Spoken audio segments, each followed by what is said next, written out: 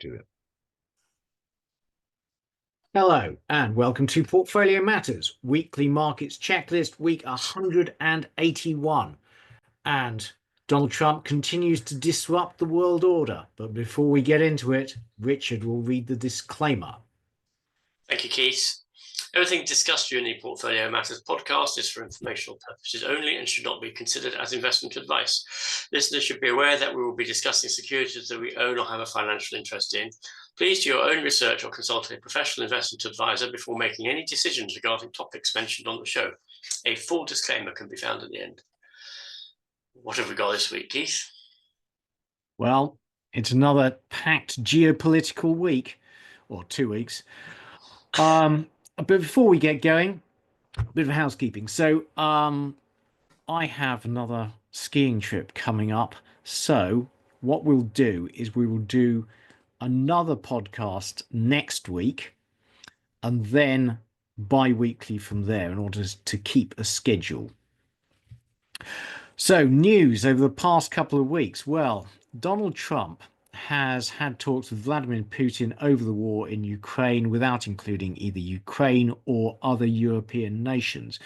He's demanded $500 billion in mineral rights from Ukraine as a price for continuing the war.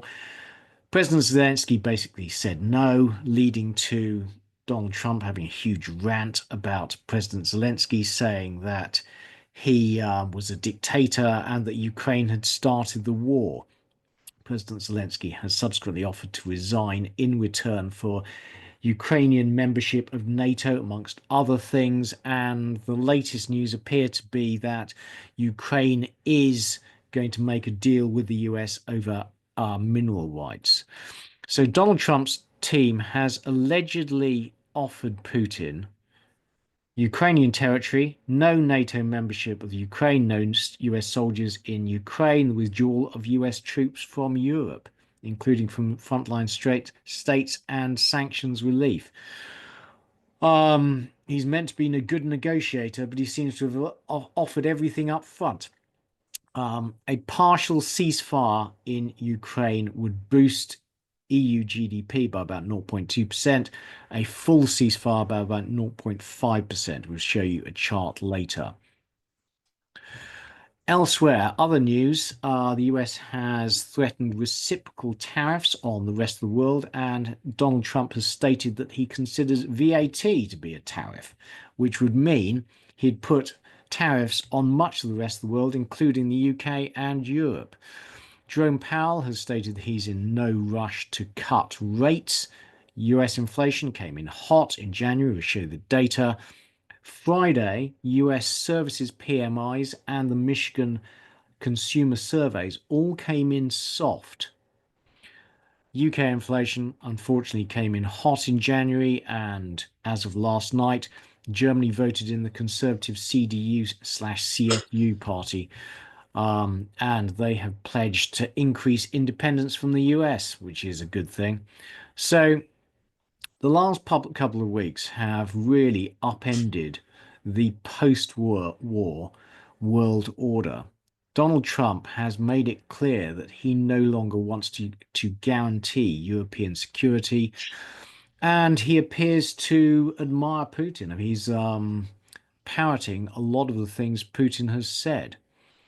And US intelligence believes that Putin still wants to conquer Ukraine. All of this is very bad for European security. Europe is going to have to boost its defense spending and learn to be more independent of the US. Reminder that the post-war security regime in Europe was a function of US foreign policy at the time.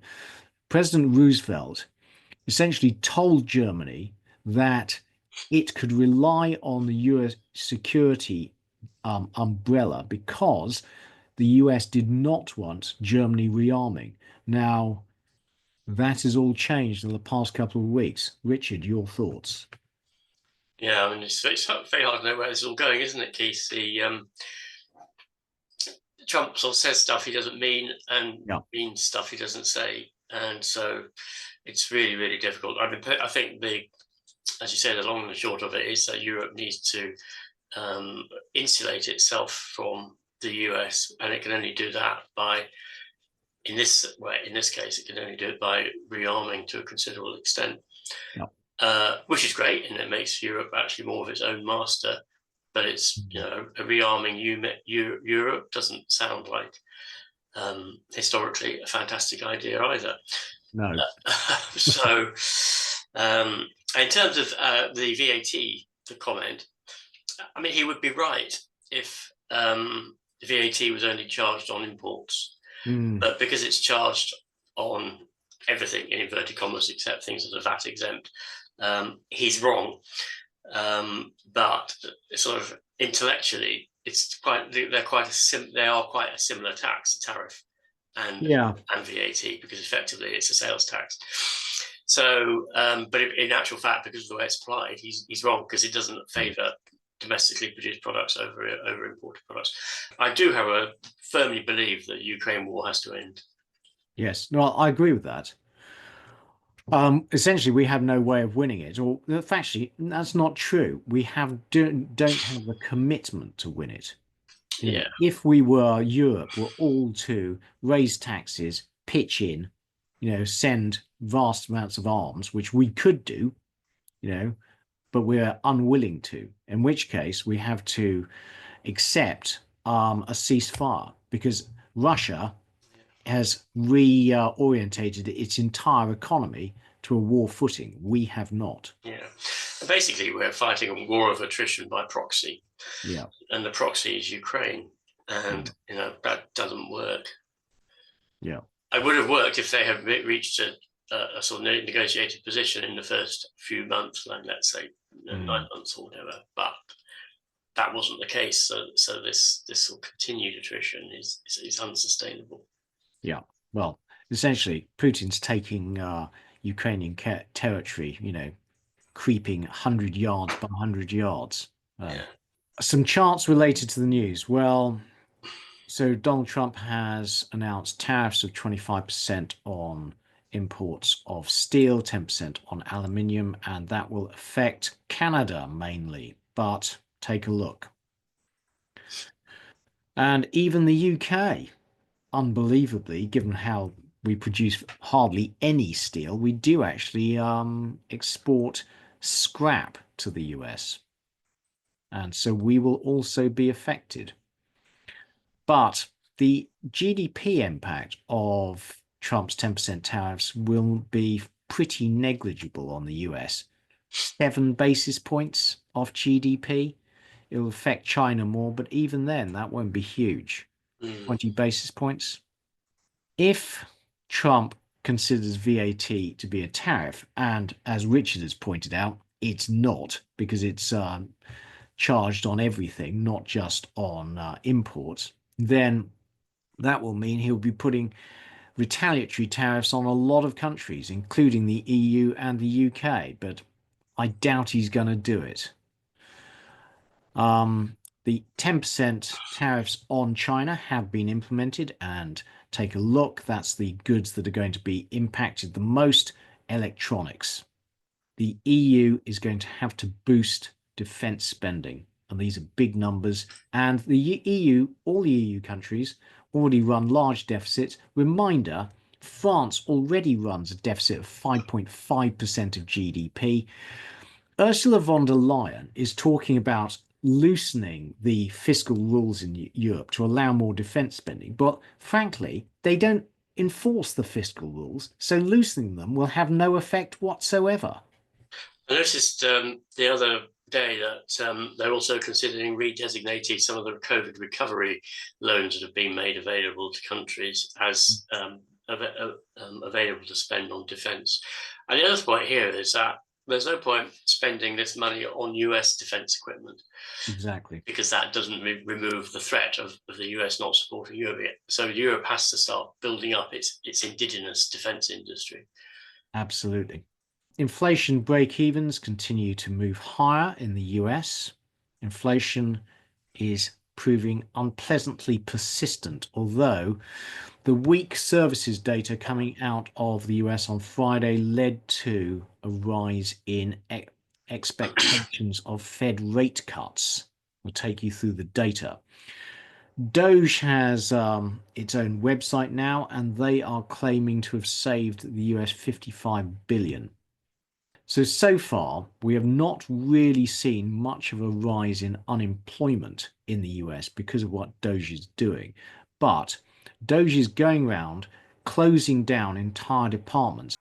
And it's not clear that it's doing this on any intelligent basis, but merely on the prejudices of Elon Musk. So last week, I had a call with my US fund manager friend, and he was saying that friends of theirs worked for a veterinary research hospital in Texas.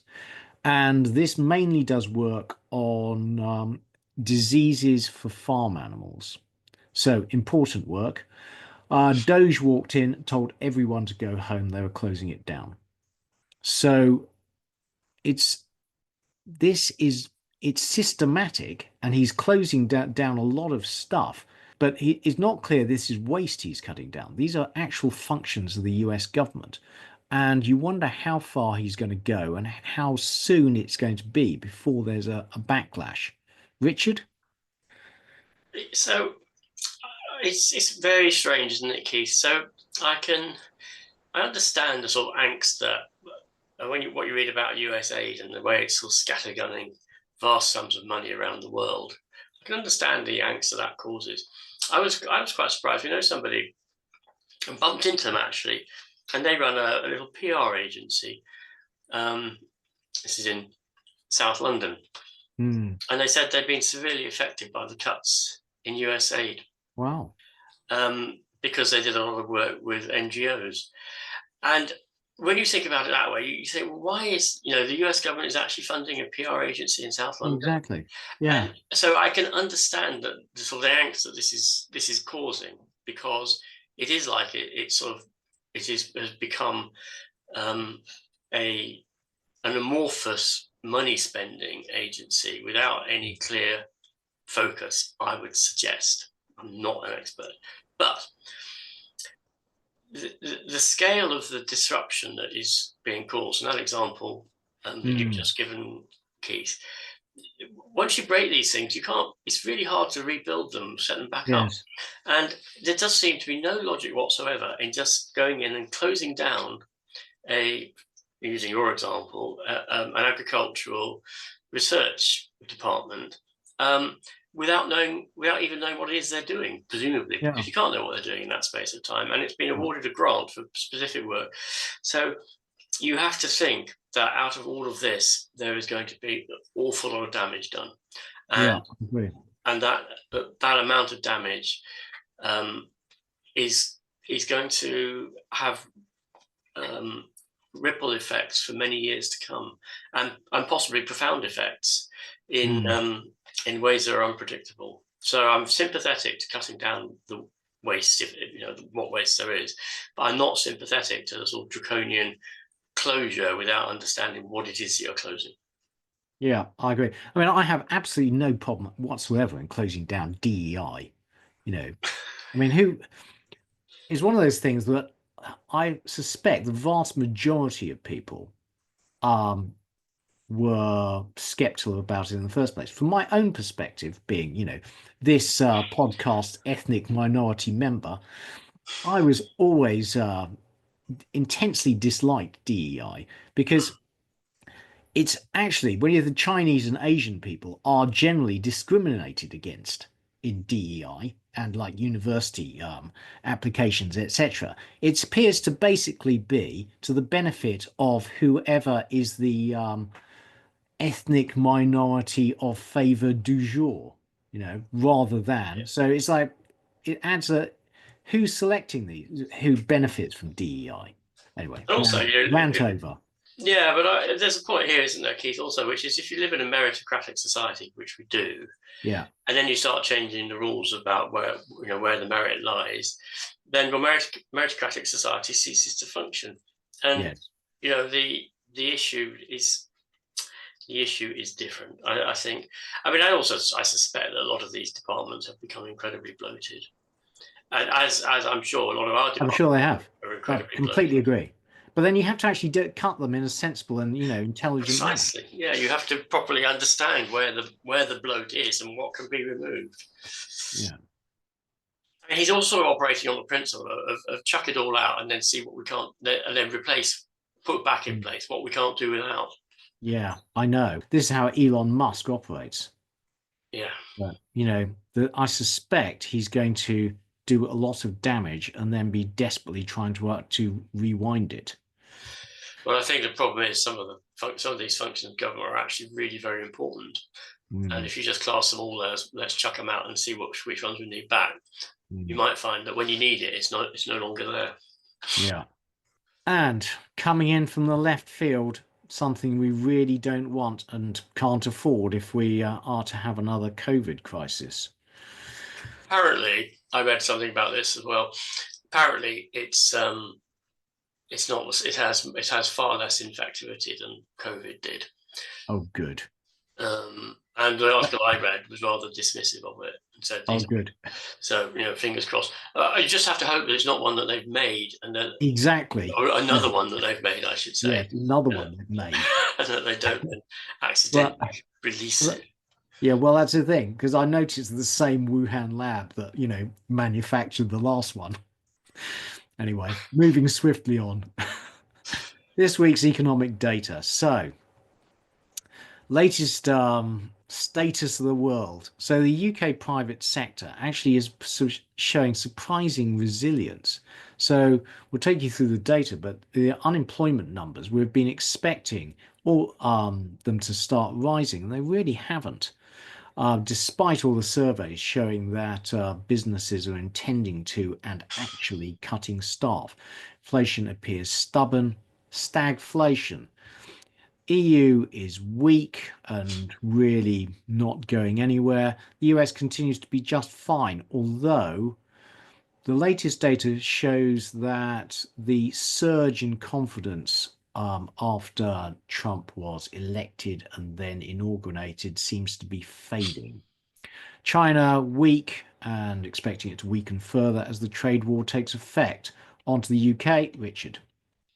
Thank you, Keith. So UK CPI month on month, actually down minus 0.1% in January. Yeah, but the thing is, last year it was down 0.6% in January. And reminder, January is generally negative because of the sales. It weren't enough. And year on year, you can see that it's picking up to 3% now. That there's definitely a trend developing there. Yeah. And core month on month was minus 0.4%, bit higher than expected. And core year on year, it's not actually starting an upward trend yet, but this is quite a big tick upwards. So it's 3.7% in January, which is in line with expectations. It certainly seems to have ceased falling in early to mid 24. And the problem for the UK is that the vast majority of inflation comes between February and May. Yeah.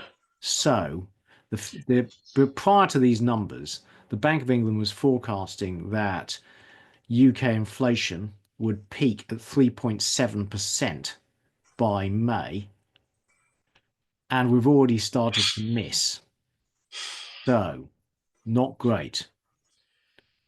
UK RPI month on month was minus 0.1% in January, and year on year it's 3.6%, slightly below expectations, but still significantly higher than the target of 2%. Yes. And again, it's leveled off over the last 10 months or so. So the monthly fall in airfare prices into January 2025 was the smallest since January 2020. Was the inflation missed due to one-off factors? Obviously, VAT on private schools is a one-off factor. Yeah. What's happening with airfare is the question. Yeah, I mean, the thing is, when you look at it, this isn't a very good explanation because basically, normally airfares fall in January because they've spiked in December. Yeah. Well, they didn't spike in December. So, not great. I think hunting for one-off explanations, especially when the trend seems to be establishing itself, is not particularly helpful. Yeah. And again, you can now see that UK inflation is creeping up relative to its neighbours and is at the high end of that distribution. And frankly, we'll take you through this, but it's all down to wages. So transport, food, and non-alcoholic beverages and education, which you just mentioned, the main factors behind the rise in January inflation. But there are always one-off factors, aren't there? When you have rising inflation, which we sort of may be heading into, there will be months where it's one thing and other months where it's another thing. So these are the components of UK inflation, and you can see the impact of the various sectors on that. I mean, some of these are good. I mean, restaurants and hotels, that looks like really inflation is dying off. But recreation and culture and other goods and services, there's no disinflation there. Stable. So why did you get very excited when you saw this, Keith? Well, this seemed to suggest that services inflation had stopped between August and January. Okay. So although inflation is high, services inflation, which is a big component, this suggests it's all due to basically the year-on-year effect. So the surge early in 2024. Yeah. So I tried to dig out the underlying data, and actually I couldn't find the CPI series, but I found the CPIH series, which should be very similar, and it doesn't show it totally flattening off. What it shows is actually continuing to rise between August and January at an annualized rate of 2.5%. And even if this were true, we know all the inflation in the UK comes normally between February and May. So the fact that in the second half it's flattening off, doesn't tell you anything. What matters now is how inflation is going to pick up in the next few months. Yeah. So UK PPI month on month is at 0.8%, and input PPI year on year was actually minus 0.1%. But again, that graph looks like it has bottomed clearly, but it's bottomed below zero. Yeah. But and then likewise with the PPI output month on month, which was up 0.5% in January, and year on year was up 0.33% in January. Yeah, given the surge in natural gas prices, that's all to be expected, but the bottom line is very low. Yeah, exactly. UK unemployment rate looks like it's on a gently rising trend. It's now 4.4% in December, was slightly below expectations, but that trend it looks like it's slowly establishing itself. And the 3-month employment change was up 107,000. Expectations were for it to be down 130,000. Yeah. Because this is the point, Richard, that after the budget, all the employers are saying we're going to be cutting staff. Yeah. But this is from the Labour Force survey. It's saying actually employment rose by 107,000. Yeah. So UK average weekly earnings up 6% in December, which is obviously not compatible with a 2% rate of inflation.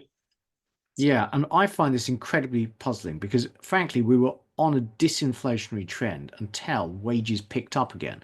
Now, why are wages picking up when we know that job openings have continued to fall, that the government has raised national insurance, which has led to falls in business confidence and increase in business costs? Is very puzzling.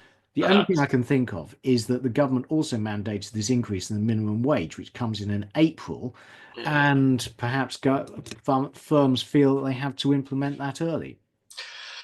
I don't know. I sort of agree with you, Keith, but my sense is that what might have happened is that for various reasons, the rate of inflation has actually been under-recorded, and that people are finding they simply need to be paid more in order to maintain their standard of living. And things like supermarket bills have probably almost doubled in the last few years. Yeah, wages haven't. And my daughter was telling me that a ski lift pass for a week where they're going now is €300 each. Yes. and they're thinking about whether they ever go skiing again because it's so much money. And I just think that we have actually had a much higher rate of inflation than the numbers tell us, and a lot of people are experiencing quite a lot of difficulty in that sense, and they're just saying we need to be paid more. Well, having just come back from skiing half term, Yeah, I'll tell you, there are a hell of a lot of Brits there. yeah, It's not clear that the British middle classes are pulling in their horns. And actually, while we talk about lift passes, the price of a lift pass per day in the US is about $300. a day. Yeah. So, you know, Good reason for not going skiing in the US. don't take up skiing. Yeah, I know. Gosh. Okay, so then we've got average weekly earnings excluding bonuses was 5 points. So basically, its average weekly earnings are going up. The bonuses are aren't making a great deal of difference. 5.9%. Well, it needs to come down, full stop. I mean, the Bank of England, why are they cutting rates? They keep on saying that business surveys suggest that that companies are going to be cutting jobs and reducing wages, but we've seen absolutely no sign of it. No, yeah, you're quite right, Keith. It's a bit contradictory, isn't it? Yeah, So in the 3 months to December, private sector pay growth was 6.2%, public sector was 4.7%. yeah, and strong. Whenever you look at these different sectors, Yeah, very strong pay growth, 6.5% in a construction industry, which we know is quite weak. yeah. It's really puzzling to me. HMRC payrolls changes was 21, an increase of 21,000 in January, which is consistent with what we've just seen, and not what was expected. Mind you, we have this every single month, but last month they were reporting positive 35,000 job growth Yeah. for December, and actually the true number was minus 14. So we'll How see. reliable is this data?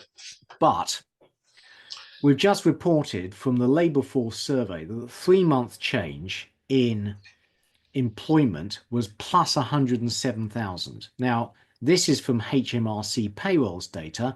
If you sum October, November, December, you get minus 10. So, once again, UK statistics are very poor quality, which is the right number. Yeah. Good point, Keith. UK claimant count was up 22,000 in January. Big revision in December again. Yeah. And showing actually that the claimant count fell in December. Yeah. And UK GDP growth quarter on quarter in quarter four was 0.1%. That's ghastly. Yeah. Truly ghastly. And year on year is 1.4% in quarter four, which is pretty ghastly as well. Yeah. UK labour productivity was 0.7% growth in quarter four. Yeah. Which at least is positive. Yes. So, unfortunately, the very poor productivity numbers in the UK mean that Rachel Reeves has a big problem in that the OBR is forecasting that the UK will return to strong productivity growth. That's the pink line. And their fiscal forecasts are based on that. So if the OBR were to revise down their productivity forecasts, and frankly, the UK economy has massively undershot them already, then for every 0.1% per annum reduction in the OBR's productivity assumptions, her fiscal headroom at the end of this parliament falls by 7 to 8 billion. So she will either have to cut spending or increase taxes if the OBR changes its productivity assumptions. We find out on the 26th of March.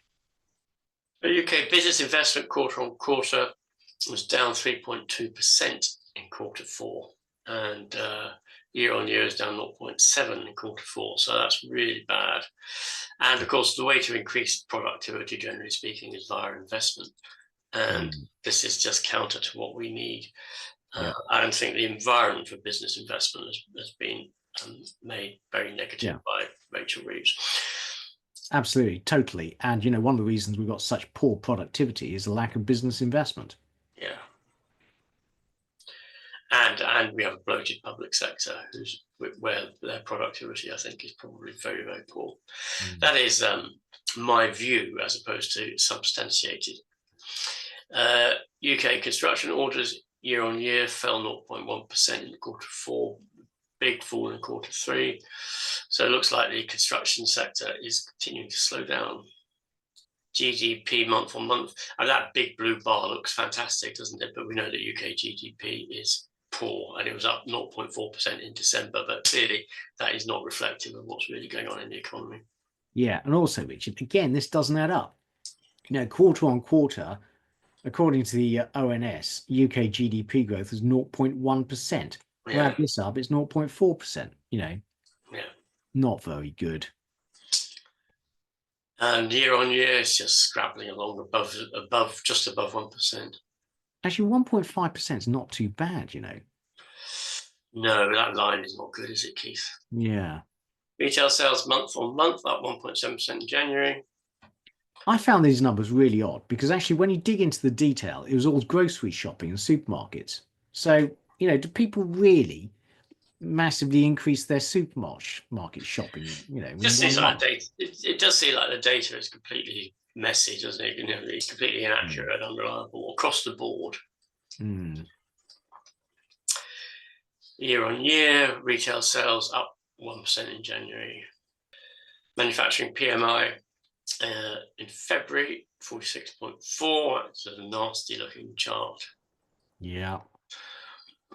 The services PMI, 51.1 in February, but that is not counterbalancing the fall in. Yeah. But also, Rich, the rise in, so the fall in manufacturing PMIs, when you look at the wage growth is 6%. And, throughout the last year, manufacturing has been very poor. So I don't get it. What is this telling us, Keith? Okay, so the overall composite was kind of flat or met expectations at 50.5. But when you look into the detail, there's been an uptick. The firms are reporting an uptick in inflationary pressures due to the rise in the national insurance tax and the uplift in the minimum wage. But they're also reporting that the budget changes will mean they're going to intensify job cuts. And employment fell sharply in February, again, dropping at the fastest rate seen since the global financial crisis. Okay, so this is the problem. Firms are reporting that they're cutting jobs, but we're not seeing that in the data. And also, fundamentally for the UK, the way Rachel Reeves has gone about her tax rises are inflationary. So she's done the rise in VAT on school fees, plus national insurance, which firms are going to try and pass on. If she just increased income tax, that would not have been inflationary. But because she's kind of these election pledges not to increase to tax workers, she's done it indirectly, taxing firms, and it's inflationary. So CPI industrial trends, new orders down minus 28 in February. Yeah, but actually not collapsing. That's the thing. With all the surveys suggesting that UK industry and job companies doing really badly, but actually the numbers don't show that. No, you're right, Keith. They don't. BRC retail sales year on year up 2.5% in January. House pricing balance in January a little bit down 2.2, but fairly strong. Yeah, still surprisingly strong. Yeah, UK balance of trade minus 2.8 billion in January. That's just a pleasant looking chart. Consumer confidence minus 20 seems to be the new norm. Yeah. PSBR ex banks was actually positive because of tax receipts in January, presumably. Yeah. But sadly, undershot expectations by almost 5 billion. So it was Yeah. the largest positive month in UK history since records began, but nowhere near enough. And so that all adds to pressure on Rachel Reeves. And so if she's going to keep to her fiscal targets, she's going to need to cut spending further or raise taxes. And reminder that the UK PSBR is much higher post-pandemic, and just the government expanded, and we just need to get it back to its pre-pandemic size. Yeah. UK Citigroup Economic Surprise Index is positive this week. Yes. So I thought you'd this would increase your skepticism about the whole thing. Anyway, so terrible expectations have been beaten. UK Indeed Job Postings Index continuing its gradual decline. Yeah. Now, so this is my problem, Richard. You know, job postings, job openings are well below pre-pandemic level. Both the ONS and all the other measures show this. So how come wage growth is at 6.1%? Well, yeah. Stagflation. Yeah. That is the very definition of stagflation. Yeah.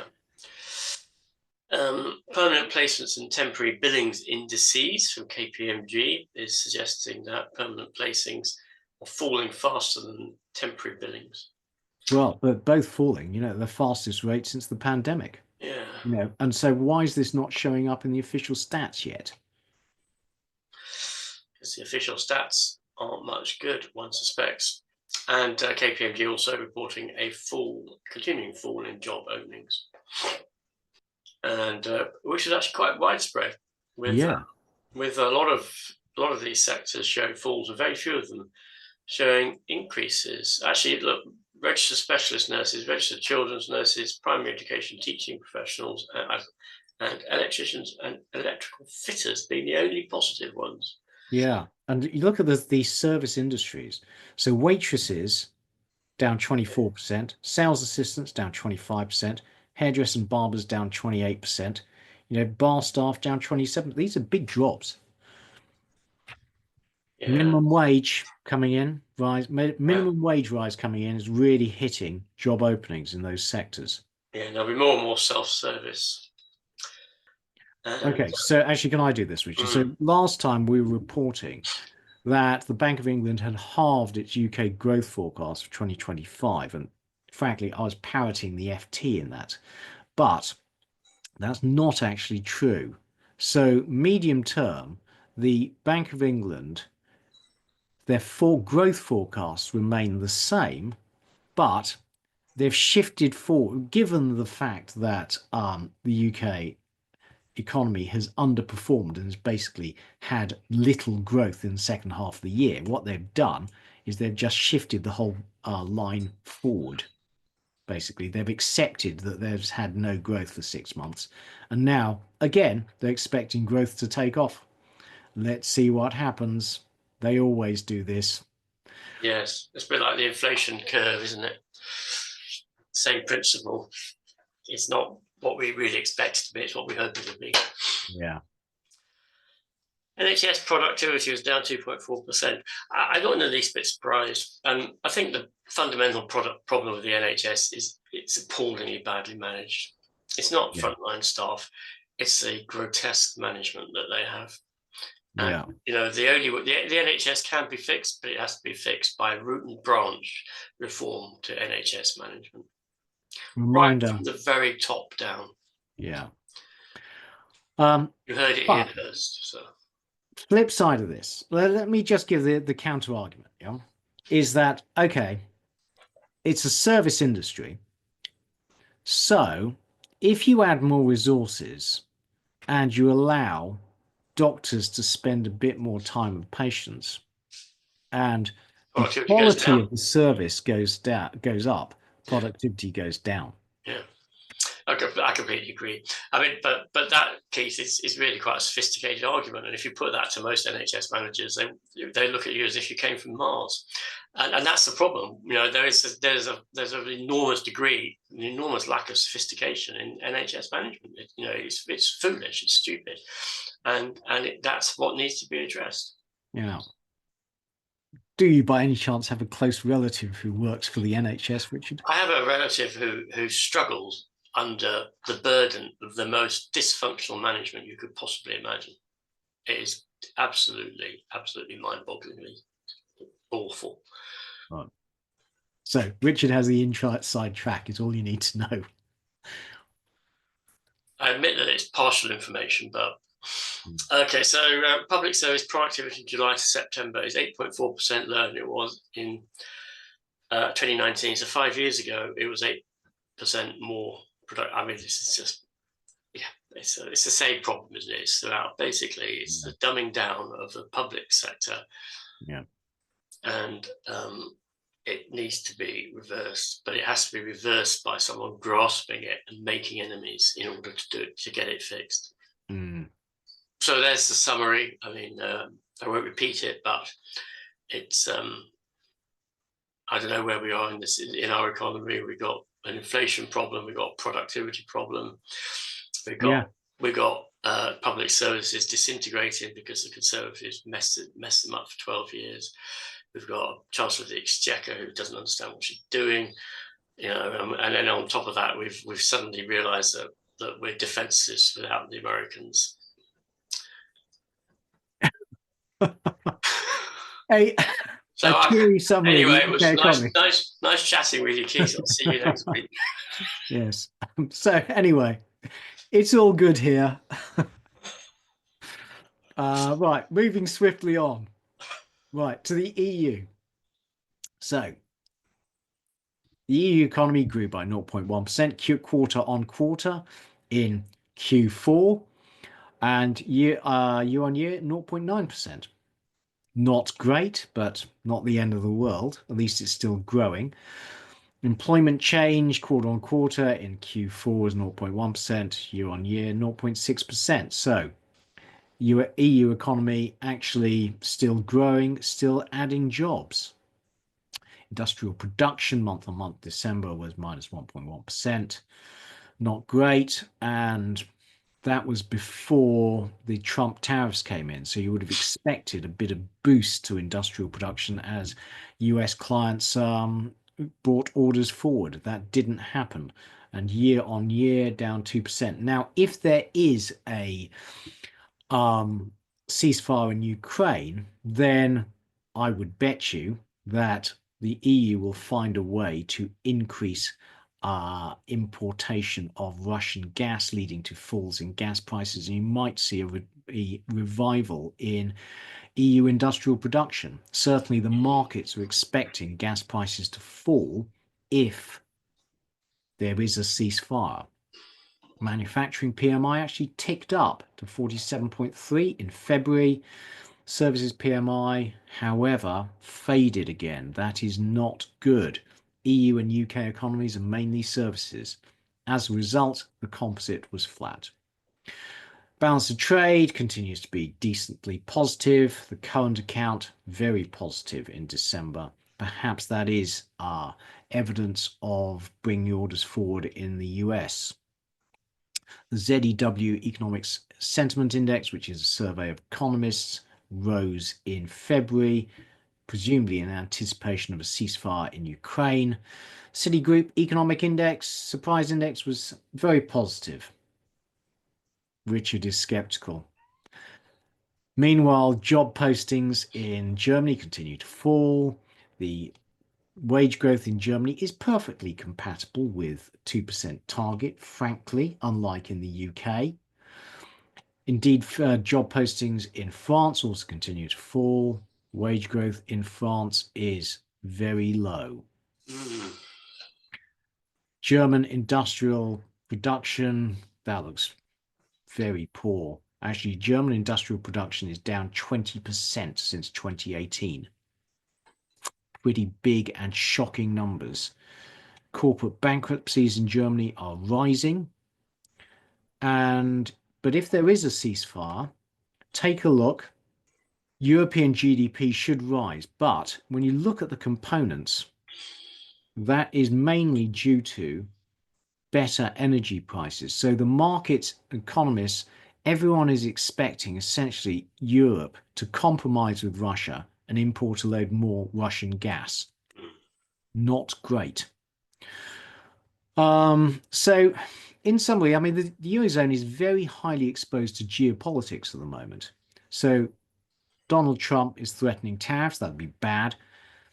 He's also threatening to remove the security umbrella, leaving Europe to its own security devices, which would mean Europe would need to boost defense spending, which would be bad as long as Europe has to raise taxes or balance its budget in order to fund that. Peace in Ukraine would be good. On to the US, Richard. Thanks, Keith. So US CPI 0.5% in January. Terrible. Expectations. Year on year, 3% in January, pretty much on expectation. Yeah, but again, poor. Month on month, core CPI 0.4% in January, pretty high. Yeah. Now, reminder, unlike the UK, a lot of US inflation happens at the start of the year as people raise prices in response to the previous year's inflation. So you can see the pattern is January, February, March, April. Yeah. Core CPI year on year, 3.3%, and fairly flat for the last 6 months. Yeah, absolutely. Not going down. And service inflation is coming down slowly and is significantly above the Fed's 2% target. Yeah. Which is why they're a bit iffy about lowering interest rates. And it's significantly too high. So basically all the measures are too high, and yes. The Fed is struggling to lower interest rates under pressure from government, but inflation is suggesting that they shouldn't be doing so. Yep. So super core inflation was up nearly 0.8% in January, month on month, which is not good at all. No, shocking. A shocking number. But again, part of it, the biggest contributor, auto insurance, will not be brought down by higher interest rates. It's just a secular change. Yeah. Seasonal adjustment calculations for January seem to have added about 0.8, so about 8 basis points to the month-on-month CPI print, which isn't very much, actually, to be honest. No, so well, when you think it's 0.5, it would have brought it down towards 0.4. But this is all because of COVID seasonality effects. So avian flu has caused disruption to US egg production, and there's been a massive rise in egg prices. Actually, since the beginning of January, they've gone up like 14-fold, haven't they? Yeah.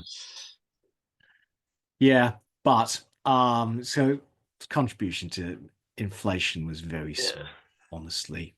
But not good if you like omelets. OER was 4.6% in January, but it's dropping quite quickly, actually, owner's equivalent rent. It's dropping pretty quickly and in a pretty much straight line down. So that should continue to bring inflation down over the course of the next year. The Zillow is basically saying single family rent. What's this? I hate these lagged graphs. Yeah, well, basically it's saying that, it will continue to fade, but there has been this revival in rental inflation, according to Zillow, in the past year. So the amount to which it's going to decline is fairly limited. Yeah. But go on. The Cleveland Fed have this new tenant rent index, which is well correlated with CPI rent. And they're showing that rent is now negative. So that should be good. Yeah. And core CPI is basically leveling out, as is trim mean CPI. Absolutely. It's just too high. Yeah. The Fed, I just don't see how the Fed can cut rates.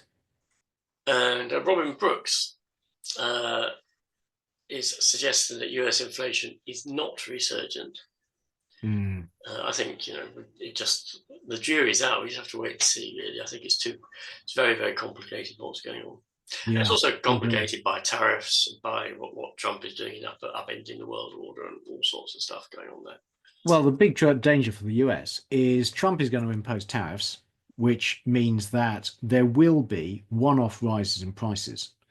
The question then is, do workers demand higher wages in compensation? Now, this is Yeah, exactly what the Bank of England got wrong in its modelling of UK inflation.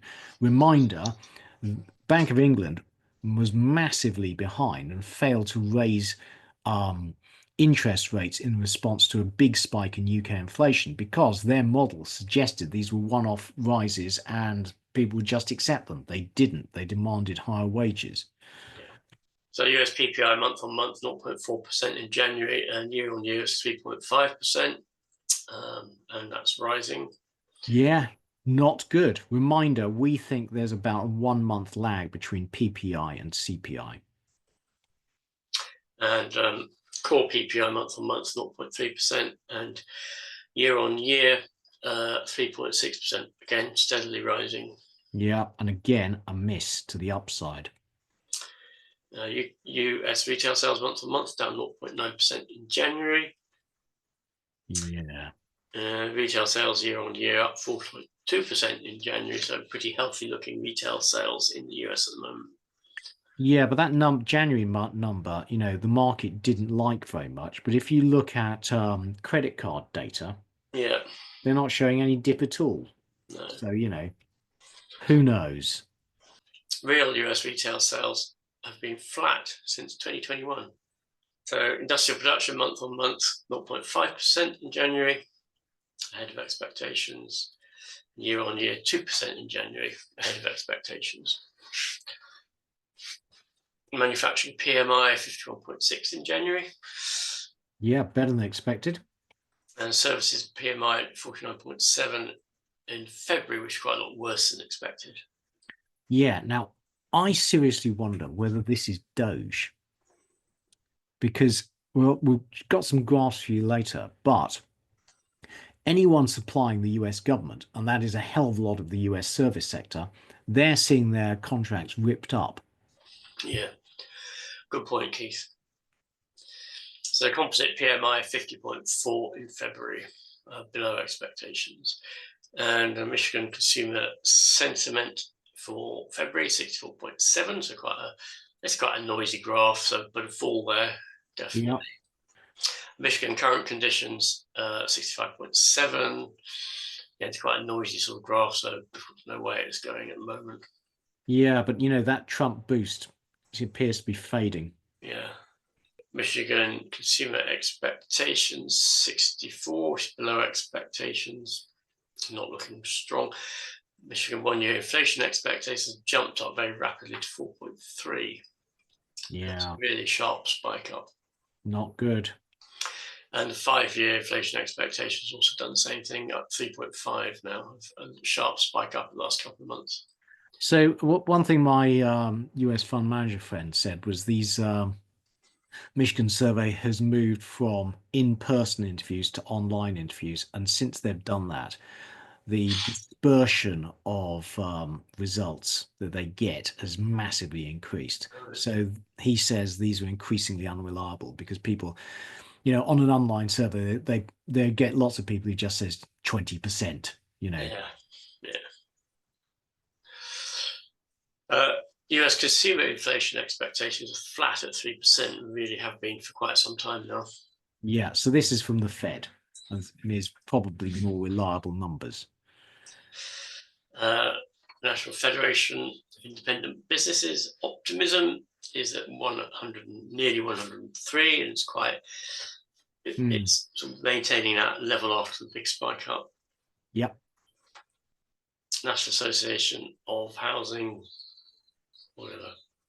The Yeah. NAHB Home builders, mate. National Association of Home Builders Housing Market Index 42 in February. US building permits 1.4 million, 4.8 million, looking fine.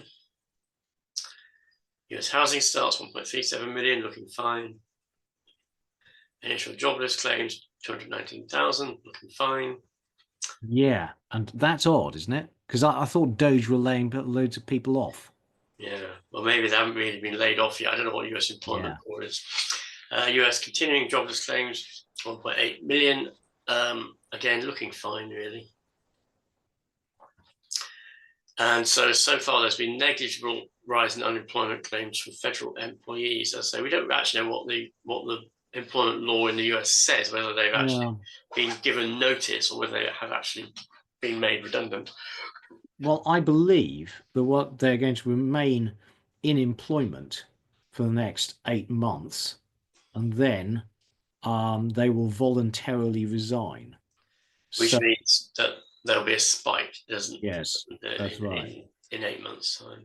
And this is the US Indeed Jobs Postings Index, which is, I think it's still following that downward trend, actually. And the wage growth, 3.1%, is pretty much flat for the last 10 months. Yes, this is what we need. Yeah. You know, the UK's got an inflation problem, sadly, for me. Yeah. LinkUp, it continues to report rapidly declining job openings in the US. I mean, the only problem with these data is you don't know how well the business of LinkUp is doing. Yeah, that's true. Weekly GDP estimates, 2.2% from the Dallas Fed, and Atlanta Fed is 2.3%, and New York is 2.9%, and St. Louis is 1.8%.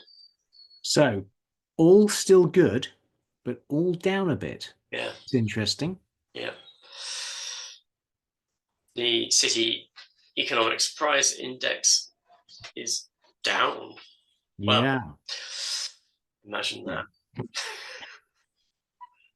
US Trueflation, 2.3%. US Federal Reserve balance sheet continuing to fall. But still very high, frankly. Long way to go. Yeah. And the US fiscal deficit is already falling after the spending binge of the last few weeks of the Biden administration. Yeah, but still, you know, a long way to go, mate. I know, yeah.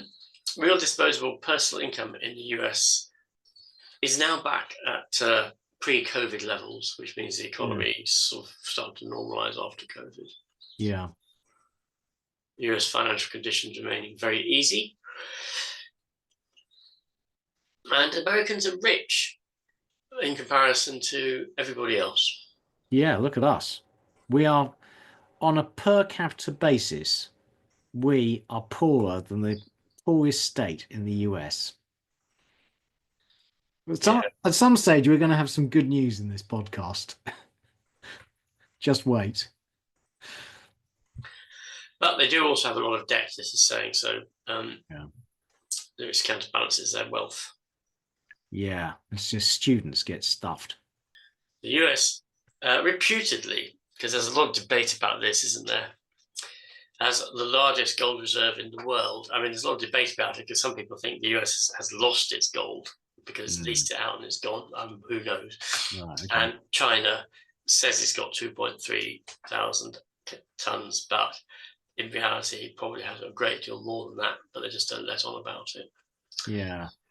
But the point here is that if you're going to revalue the gold from currently valued at $40 or $42 an ounce to, let's say, $3,000 an ounce, it becomes worth about 840 billion.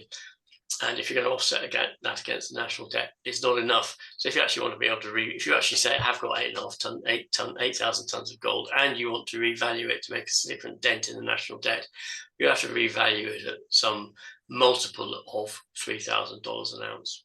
Yeah, yeah. It's not. Or it doesn't work. Doesn't work. So that's the summary of what we've discussed, and the US economy is remaining strong. And Trump's efforts to cut the deficit will tend to weaken the economy and may also cause all sorts of unintended consequences that will take months and months to appear, and obviously increases economic uncertainty. Yeah. Okay, on to China. Thank you, Richard. So new yuan loans, very positive in January. January tends to be a positive month, but still very good, much better than expectations. Total social financing, which is how the Chinese government attempts to push money into the economy, also very strong. Outstanding loan growth continuing to fade, though not fading as fast as expected, and that shows that China economy is still slowing to me. Mm. M2 money supply growing at 7%, which is fine. New car sales, I think this has been affected by the timing of Chinese New Year, actually. But I thought this was an interesting number. Yeah. House prices continuing to fall at 5% per annum. Again, not good. Current account surplus, massive. 180 billion in Q4 alone. Massively higher than expectations. That is actually around about 2,000 tons of gold. Right. Really? Yeah, very roughly speaking. If they chose to invest it all in gold. Yeah. So anyway, we'll show you the data later. Chinese equities are off to the races, actually. This chart is now slightly out of date. As DeepSeek has lit a fire under Chinese tech stocks. The fact the US has imposed tariffs on China will not affect its continuing export growth to the rest of the world. Take a look at its car exports. This is, I just think, an absolutely astonishing chart. So in 4 years ago, it was what, the sixth largest car exporter in the world? It is now by far the largest, and that shows no sign of slowing. And what we've just shown you tells you that the yuan is mispriced. The trade surplus is way too high. If the yuan were freely floating, the yuan would be massively priced higher. So Donald Trump has a point. The Chinese are manipulating the currency to increase exports for the good of its economy. And as long as they continue to keep the yuan undervalued, then Trump will need to keep on raising tariffs if he wants to get the trade deficit under control. Yeah. Summary, yuan loan growth was very strong. Government's attempting to stimulate the economy. So the Chinese economy seems structurally weak to us, and tariffs are not going to improve that. I think they're still stuck in a balance sheet recession with an aging population. Okay, on to one chart. Now, this is the median age of US home buyers from 1980 to now.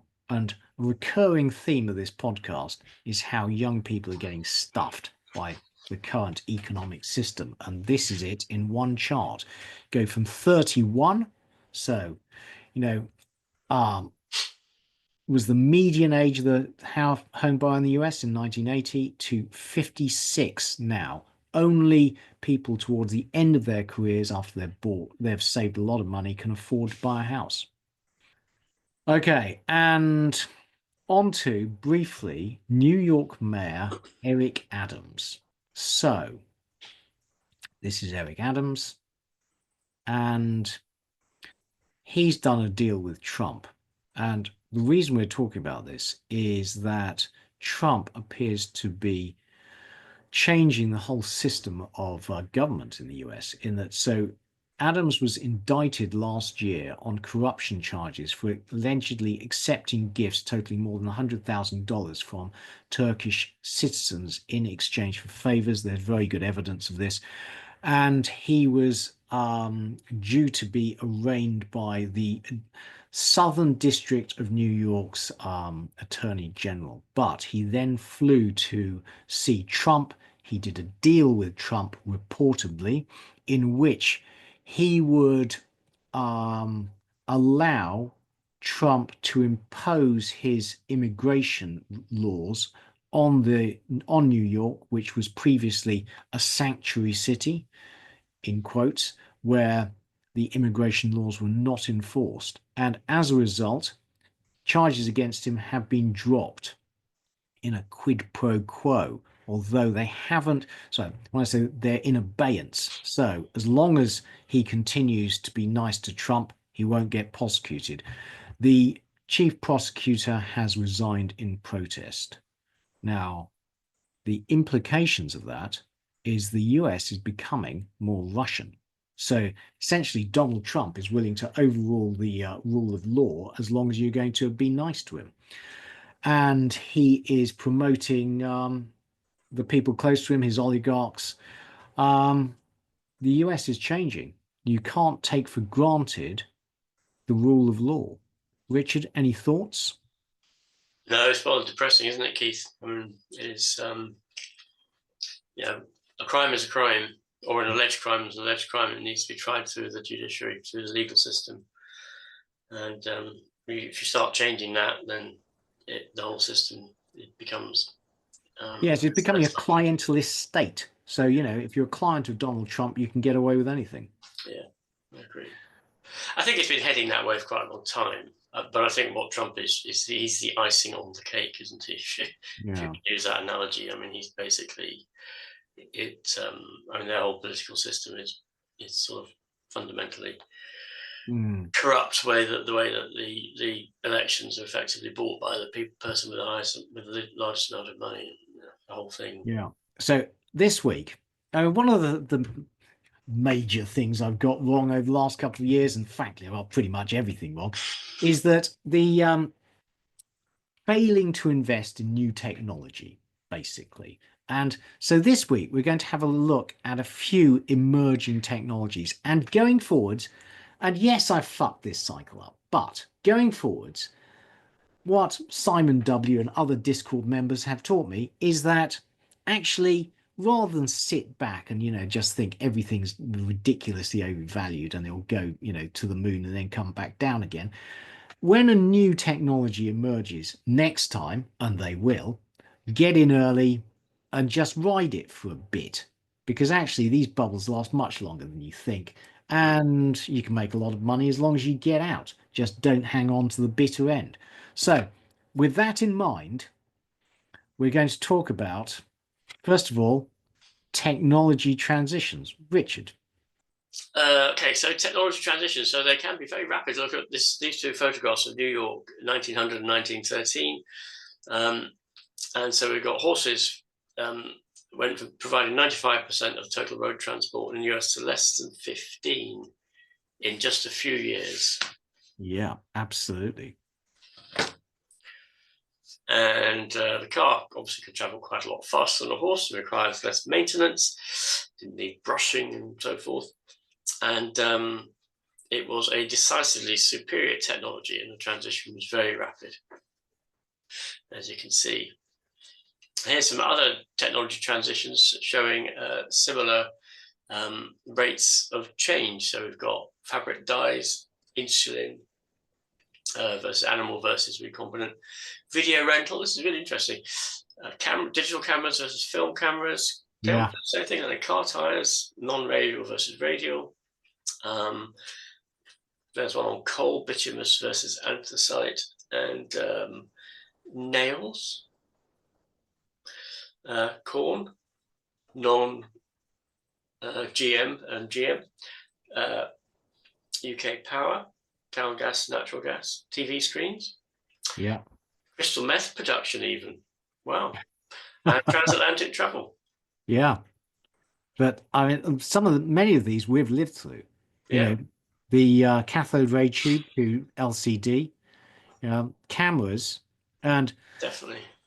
Quickly talking about cameras, so Kodak had been working on digital cameras from the 70s, but the Wall Street didn't want them investing in that. Yeah. They wanted them to continue to make money from film and not, where they had a bit of a monopoly. And as a result, they got totally left behind by the digital revolution and pretty much, collapsed. Yeah. Thanks to Wall Street investors. Yeah. So here we are. Are we on the cusp of another major technology transition with robots replacing humans? I mean, yes, we are. I think that's reasonably obvious that we've got sensors, we've got computer hardware, AI processing, actuators are getting more and more sophisticated. We've got the batteries that can now provide sufficient energy for things to function without them plug themselves in every few moments. And there is a sort of coming they're all coalescing, aren't they, Keith? Yes. The ability to actually create useful, functional robotic systems. On Richard's point that robot revolution is inevitable, I mean, the bottom line is that robots are the most expensive and inefficient they will ever be because we're going to improve them from here. But now they are roughly comparable to a human in terms of cost. And going forwards, in the next 10 years, they're forecasting that improvements could lead them to be much, much cheaper.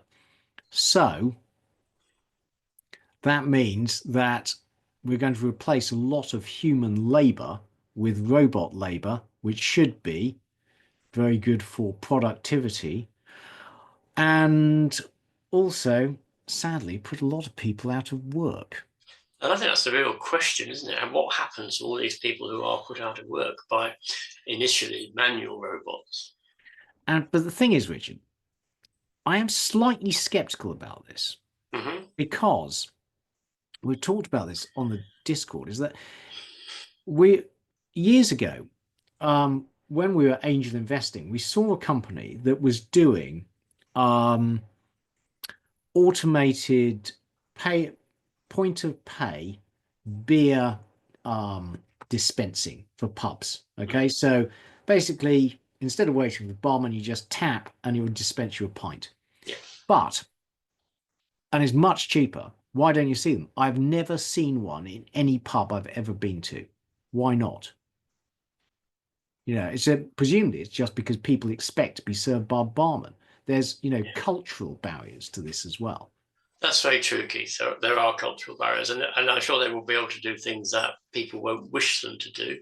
I also think as they get better, it might even become harder to differentiate between a robot and a human performing a particular task. A lot of it's, societal acceptance of the technology. Like long distance truck drivers. I thought that would have been, easy to once they've got self-driving cars. Yeah.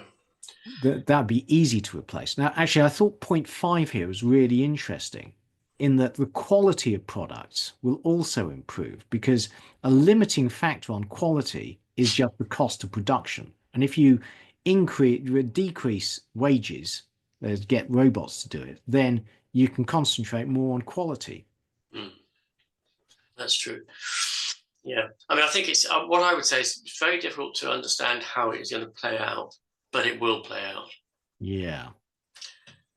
So, companies developing humanoid robots, who's going to benefit from this? Richard, do you want to take over again? Okay, yeah. So here we have the Digit robot from Agility Robotics, which is working on some sort of production line and logistics. And it's a private company spun out from Oregon State University's robotics lab. So obviously you can't invest in that one at the moment.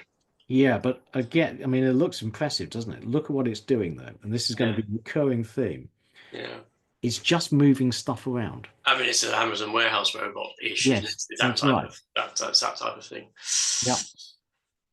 This is Boston Dynamics Spot the dog. And I saw a video of that fairly recently, actually. It was doing really well, but it couldn't cope with having to walk over a pile of random scaffolding poles.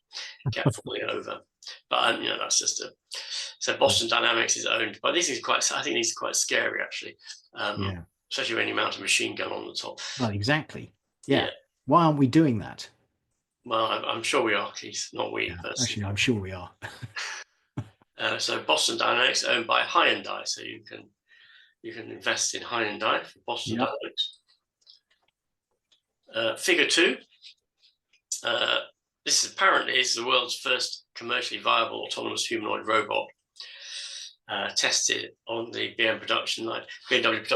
If you go on YouTube and you search humanoid robotics or humanoid robots, there's loads and loads of examples of these things, and they are actually getting much better, much quicker. But it doesn't tell you. That's really interesting, Richard, because I want to hear what you have seen because I watched this video, and actually I found it deeply unimpressive.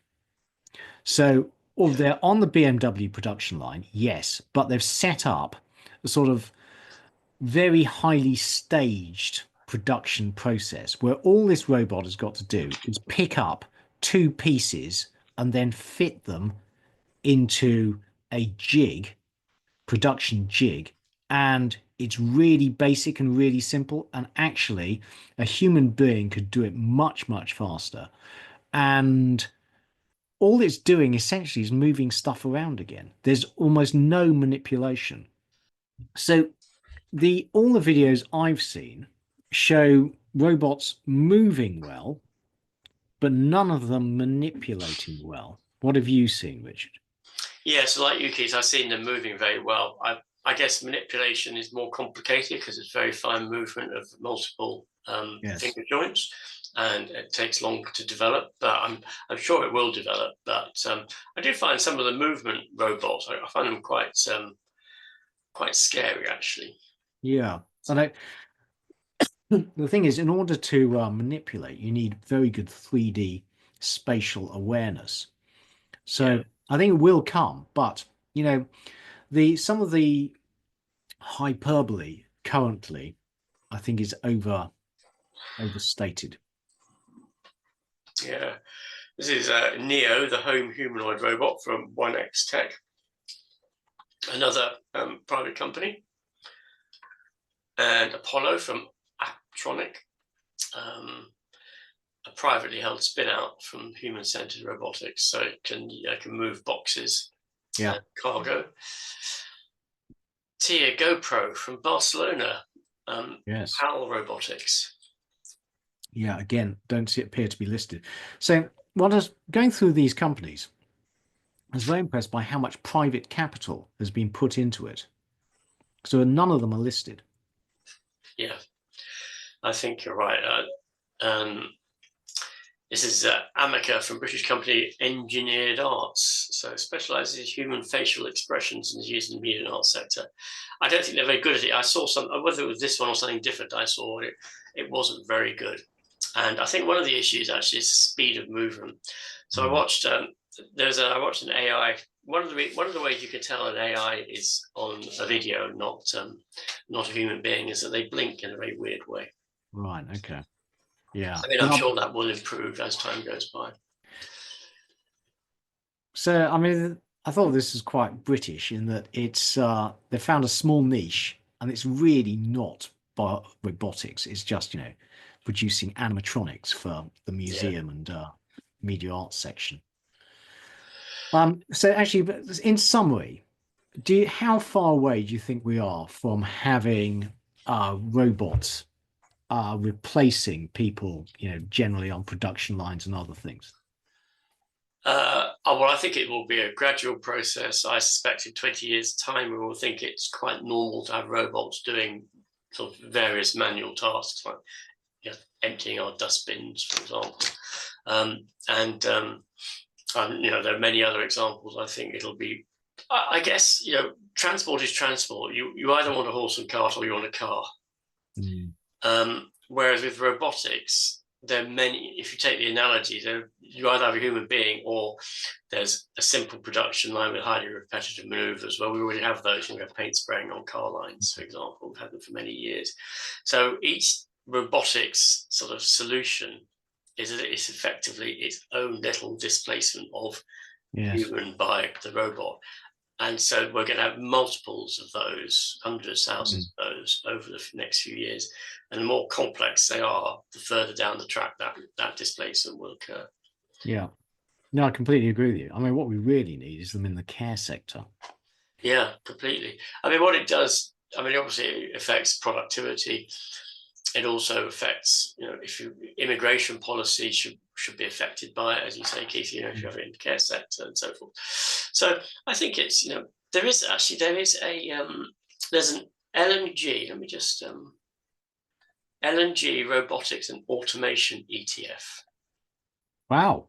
Oh, that's interesting. Can you send me that and I'll put it in the link to the video? Yeah, how do I do that? I can do, is it more? Okay, thank you, Richard. And now you'll notice that this week Microsoft claimed a big leap forward in quantum computing. Now, what is it?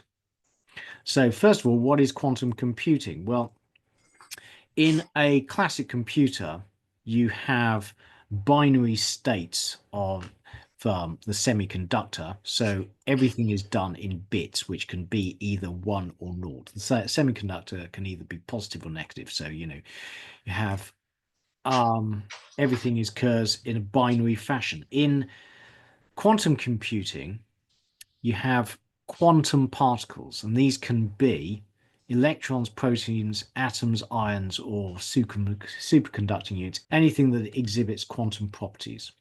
And so, in a superposition state, it is anywhere between 1 and naught, and it only decides which one it is when examined. It collapses into either 1 or naught. But during the superposition phase, it's everything. So when you look at a classical computer, as you increase the number of bits, you increase the number of possible states. So the factor of it cubes. But the important point is that you can only express one at any one time. So the output of the computer at any one time will be in any one of these, whereas a qubit system will be expressing all of them, potentially all of them, at the same time. So that means that if you had 10 qubits, all possible states of those 10 qubits can be expressed simultaneously until you examine the system and get an answer out, at which point it collapses into one of the states. So if we go back to the 3-qubit example, your semiconductor can only express one of these at a time. Your qubits will express all of them, and then when examined, it will collapse to its choice. And the idea is that is the answer. Was that clear, Richard? Quite complex to explain in a short video, aren't they? But because what you can do is you can build out of qubits, you can build logic gates. So you can build your AND gate, your NOT gate, your NOR gate, your NAND gate. So when you can build the gates, you then have a quantum computing logic gate. And then you can program your logic gates as you would program a normal computer, a normal digital computer. And so having a qubit, creating a qubit that you can read is the first step. Then you have to create your qubit logic gates. And then you have to program the logic gates so that you ask the appropriate question. And then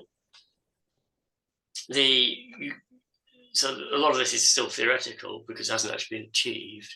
Then you can take the output from your logic gates, which, as Keith says, each individual output from your logic gate is a probability distribution until you look at it, when it becomes either a 0 or 1.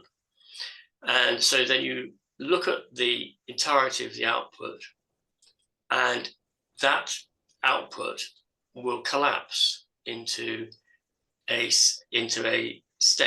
readable state of either zeros or ones, as in a sort of binary output. And then you run it thousands of times. And you then get, for each output point, you get a probability distribution because you've run it thousands of times. And then you take that probability distribution, and the probability distribution is your most likely answer to the problem. Yes. Yeah. And you run it thousands of times because it's so fast, you can run it thousands of times very quickly.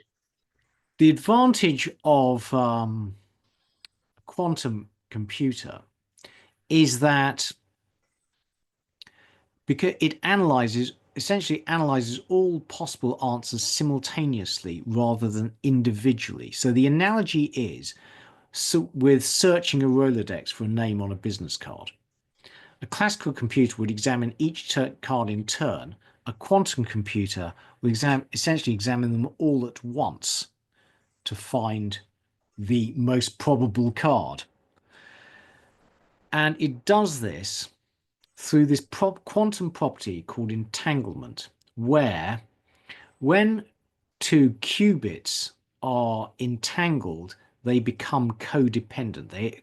They become connected and share a quantum state. So in order for a quantum computer to work, the qubits have to remain entangled, and that requires very specific circumstances and is fragile.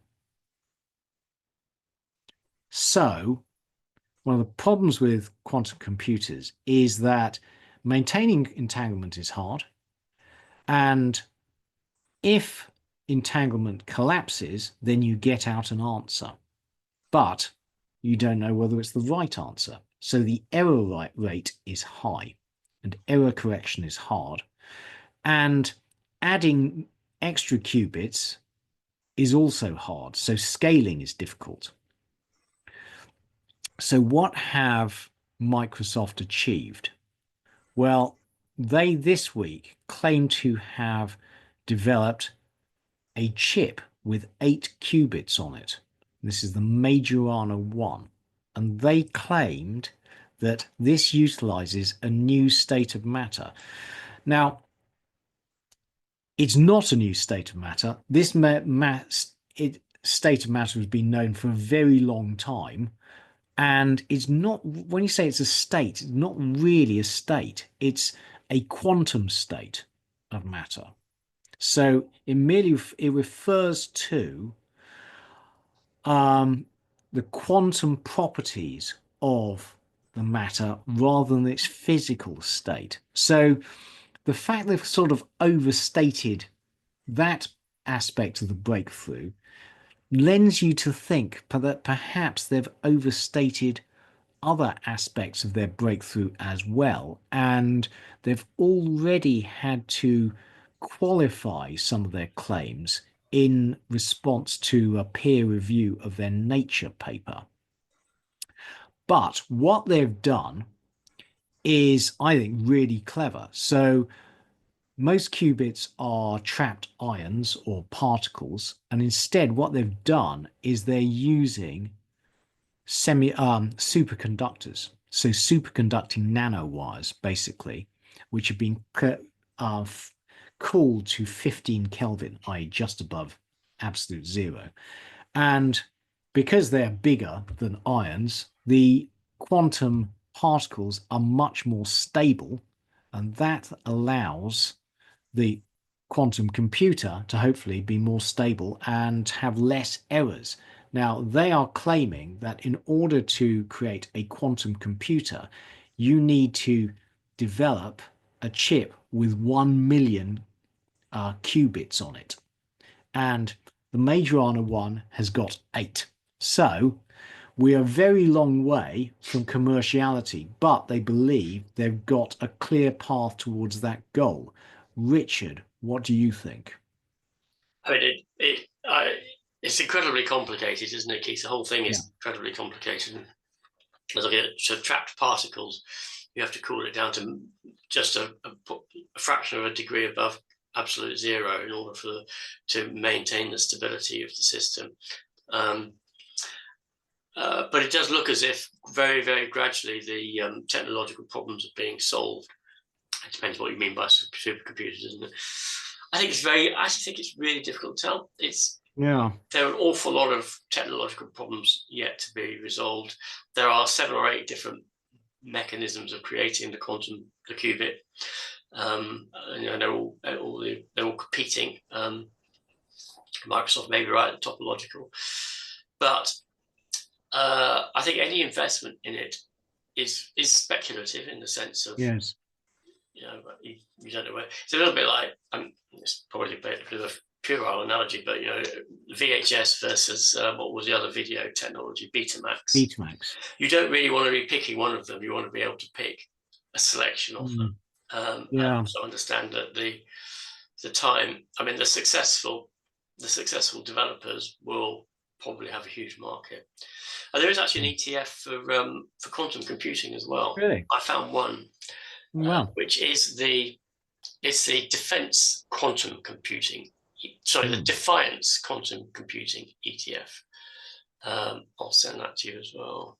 So what are the implications of this? So as Richard said, we are taking a lot on trust from the Microsoft announcement, but they're saying that, they see a pathway to having working quantum supercomputers by the end of the decade. Now, the point is that quantum computers are not faster than normal computers at most everyday tasks. They're better at solving optimization problems in which you need to find the best solution from a wide range of probabilistic outcomes. For example, the traveling salesman problem, problems involving complex interactions between particles, like protein folding, molecular interactions, enzyme simulation. NP-hard problems, which essentially is solving the problem of your encryption of all your data. So what's the largest prime in this very large number? This is the way we encrypt all our data. They can solve that, sadly. AI ? Because I have read that quantum computers are not good at being fed vast amounts of information, which is what AI does. So I had an interesting experience with Claude AI. In that, I was doing a bit of research into this last week, and I asked Claude, I said, how do you take the data, the result from a quantum computer, and convert it into the key for a cryptographic problem? Mm-hmm. I mean, I wanted to know how it worked, and it came back and said, I can't tell you that. I'm not allowed to tell you how to use quantum computing for breaking cryptographic codes. Wow. And I said, well, I only want to know from my personal research. I'm not going to do it. So I don't care. So then I said to it, what is the Shor algorithm? And it came back and said the Shor algorithm is an algorithm used for breaking for cryptographic codes. Wow. Okay. Okay, so bottom line on quantum, it may be coming. Or is it fusion? Is it nuclear fusion? Always 10 years in the future. Or is it synthetic organisms? Yeah. That's a frightening thought. Okay, so on to the Anthropic Economic Index, which is it a synthetic organism with a brain? Oh God, let's not go there. We've had enough problem with synthetic organisms made in Wuhan without a brain. So anyway, on to the Anthropic Economic Index, which is an index showing how AI is being used. Richard. Thank you, Keith. Okay, so they've analysed the usage of Claude. I use Claude. I don't pay for it though. I'm very determined to. I think it's quite good. I like it. To determine who's using it and what they're using it for. The biggest users are computer programmers at 37.2%, which is interesting. Arts and media, 10%. A lot of writing there. Yeah. Education and library. Does it say plagiarists? No. Office and administrative, and 7.9%. Life, physical and social science. Not very much really, is it? 6.4%. Business and financial, 5.9%. Yeah. The last one, Richard. Business and financial. Yeah. Not much. No, not much at all, is it? And AI usage by job type. Have we got recreational use down here? Because mine's recreational. Yeah. Their office and admin is the biggest one at the moment, followed by transportation, sales and related. No, sorry, Richard. The biggest, so the grey dots are the percentage of workers in the US. Right. Okay. So 12.2% of workers in the US are admin, but only 7.9% of Claude usage. Oh, I see. Yeah. But which is actually pretty high, isn't it? So transportation materials is 0.3 out of 9.1%.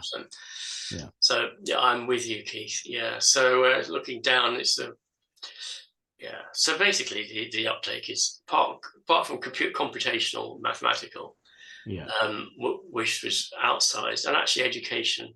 Yeah. The rest of them, well, actually, art, design, sport, life, physical, social science. The rest of the uptake is pretty low. Yes. Interesting. And most AI usage is for augmentation as opposed to automation. Yeah. At the moment, assistance, basically. I mean, if you want to do a bit of literature survey or research, it is actually really useful for that. Mm. But you do have to know how to ask it the right question too.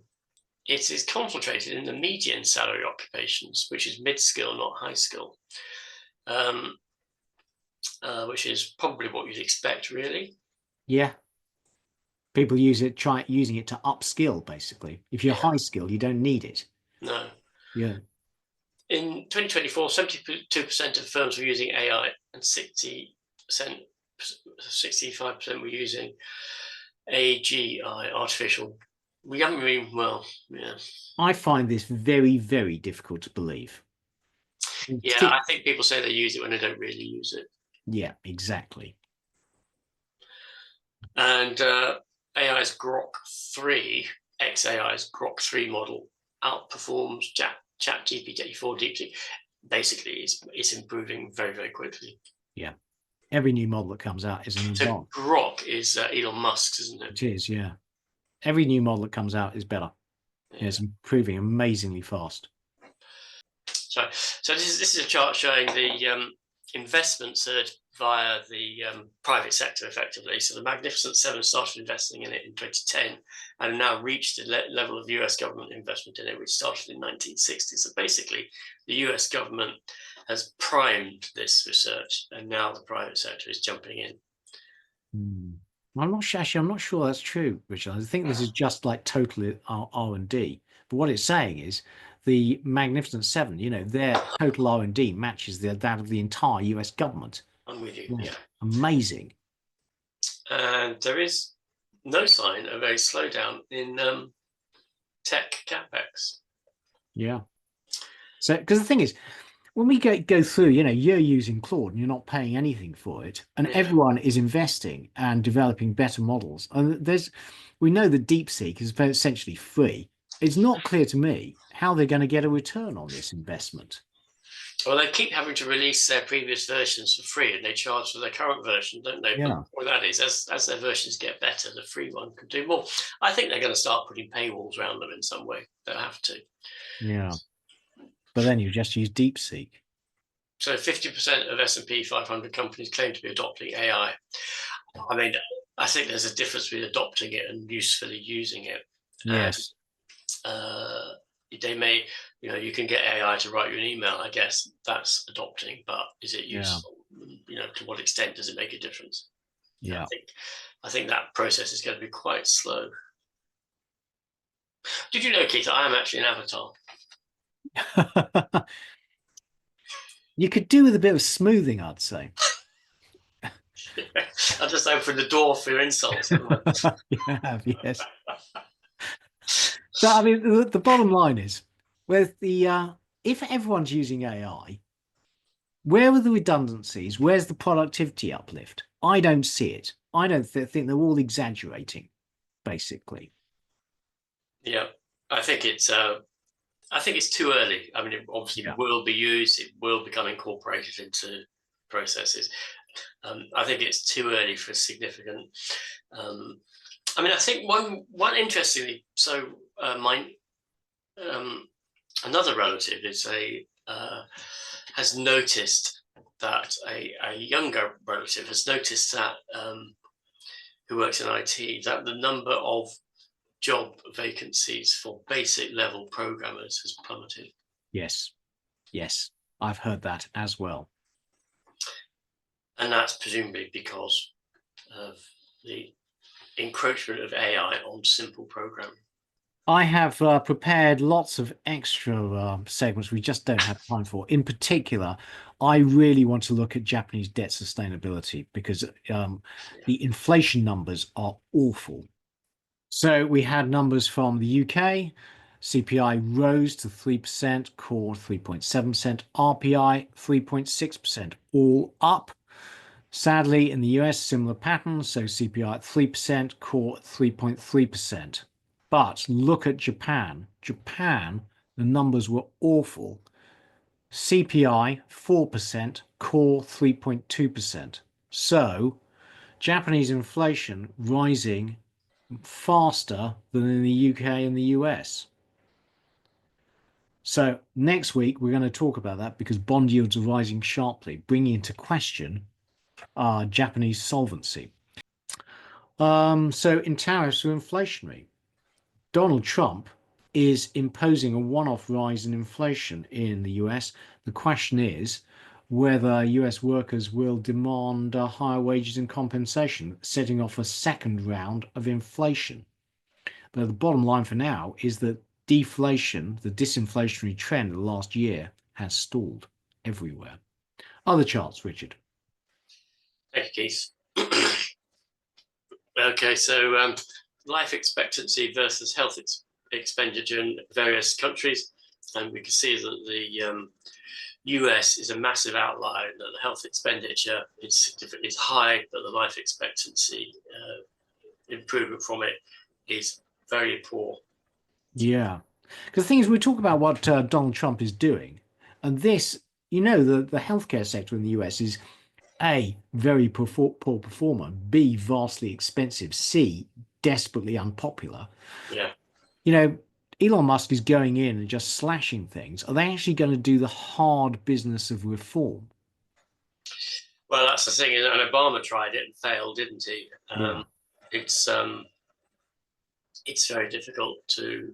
I mean, and it is much harder to do that than just to slash stuff. I completely agree. Yeah. Okay, on to good news. Now, this is a wind turbine blade made from laminated wood and produced by a German company, Wudin, a 50-meter long wind turbine blade. And one of the eco-unfriendly aspects of wind energy is the blades are currently made from carbon fiber and epoxy resin, and they can't be recycled. So at the end of their life, you simply bury them. Whereas this would be vastly preferable on an ecological, environmental basis. And the blades, they claim the blades are also cheaper. So that would be all good news. On to equities, Richard. Thank you, Keith. So this is a fortnightly change, yeah? Yes, fortnightly change. So the fortnightly changes that we have, FTSE All World was up 0.5%, 4% for the year, and the FTSE All Share 5.2% for the year. Stocks Europe up nearly 10% for the year. The S&P only 2% for the year. Yeah. Russell had a bad fortnight, down nearly 4%, down 1.6% for the year. And Nasdaq actually pretty much unchanged. Hang Seng up 16% for the year, 10% loss over the last fortnight. The topics is not changed very much, down 2% for the year. Bitcoin up 3.5% this year. The pound against the dollar is up 1% this year so far. And the euro against the dollar is up 1.3% in the year. The dollar index is down 1.8% in the year to date. And the VIX was up 20% last week, big jump, but only 3% year to date. Yeah, and frankly, it's still quite low. Yeah. So we have All World Equity Index, the All Share Index, the Euro Stoxx 600. The Euro Stoxx continues to amaze me because the European economy is doing shit. Yeah. And they're pricing in a big bonus from a peace dividend in the Ukraine. Yeah. S&P 500 NASDAQ. Is that a topping formation? Who knows? Been here many times before. Yes. The Russell 2000. The Hang Seng. Yeah, DeepSeek has just sent that off to the races. Yeah. Topics. Bitcoin. Pound against the dollar. Euro against the dollar. Dollar index. Dollar index fading, actually. Yeah. So how do we interpret that, Richard? And are we saying that the markets are not expecting Trump to go through with all his tariffs? I don't know how to interpret it, Keith, because it's been in this big range for years, hasn't it? And it's sort of just still within that range. I don't really know how to interpret it. So another thing actually I've forgotten to mention is that tariffs, of course, are incredibly bad for US exporters, because another way to look at it is that the US pays for its imports, partly at least, via exports. And if you cut imports, then you're not going to have as many exports. Yeah, that's a very good point. Yeah. There's the VIX. So thank you to Uncool Tom for sending me this. And one of the consequences of the big US trade deficit is a big current account surplus. So lots of capital flowing into the US as the US basically pays for all its imports through dollars. So it's handing foreigners dollars. So what do they do with those dollars? Well, they put them into US financial markets, including the stock market. So one consequence of big US trade deficit is lots of money flowing into the NASDAQ, pumping the NASDAQ up. And if Donald Trump succeeds in cutting the deficit, then perhaps that means less money flowing into the NASDAQ and the NASDAQ not doing as well. So this is the percentage of equity funds, assets under management in the US that are passive versus active. And now we've talked about this before, how increasing percentage of passive can undermine the efficiency of the market. So for example, 54% of new money, they're just buying Nvidia no matter what the price is, causing momentum effects. And it's only going to get worse. At what point does the market become really inefficient? I suspect we're going to find out in a live experiment. Yes, you're probably right. That's interesting. Gene editing stocks have tanked. I mean, gene editing is incredibly clever. Yeah. Has huge potential for benefits for healthcare. Yeah. But very hard actually to commercialize profitably, I think. But also, Richard, no monopoly provider. Record assets parked in leveraged funds. So long leveraged positions via ETFs, another danger sign. Yeah. And earnings forecasts are falling. Yeah, but not as much as usual, actually. So this is the usual game, walk them down so they can be beaten. Yes. It's no longer the Mag 7 that is driving the S&P relentlessly higher. Yeah. So what the Mag 7 peak? Because we know, we've been talking about this for ages, that their earnings forecasts are coming down in that the growth is in 2 years' time is expected to be the same as the rest of the market, in which case their PE ratios should presumably converge with the rest of the market. Yeah. And the stock market, as we've discussed many times, on average terms, is expensive. Yeah. Yeah. So it's can't carry on forever. But at the moment, the world is bullish. Yep, as it's been relentlessly. Yeah. So when in discussion with my fund manager friend in the US, we were talking about the effect of Doge, and I was asking him if we're seeing any effects. And yes, you can see this is outsourcers. So the next two charts are companies that mainly provide IT services to the US government. And you can see their share price has been absolutely hammered. So this is CACI International, which delivers IT services and consulting. And this is Booz Allen Hamilton. And again, you'll see shares down over a third. So Doge going in, just cancelling all the contracts willy-nilly, is definitely having an effect. And on to commodities and summary. So oil was weak this week, last couple of weeks. European natural gas was also very weak. That is great news, but it presupposes that we're going to have a peace in Ukraine and a resumption of Russian gas flows. Meanwhile, there was a cold snap in the US and US natural gas prices were very strong. Industrial metals were rather mixed, but tin and neodymium were very strong. Neodymium, of course, is rare earth metals. China has restricted exports to the US in retaliation for US tariffs. Precious metals, well, monetary metals continued to rise very strongly. PGMs were weak. Okay, energy commodities. So oil prices continuing to drift off, having had a bad month. European natural gas prices very gratefully very thankfully have fallen sharply, so down almost 20% over the past couple of weeks. In contrast, cold snap in the US sent US natural gas prices rising. Coal continues to drop quite precipitously, down 18% on the year. Uranium down 11% on the year.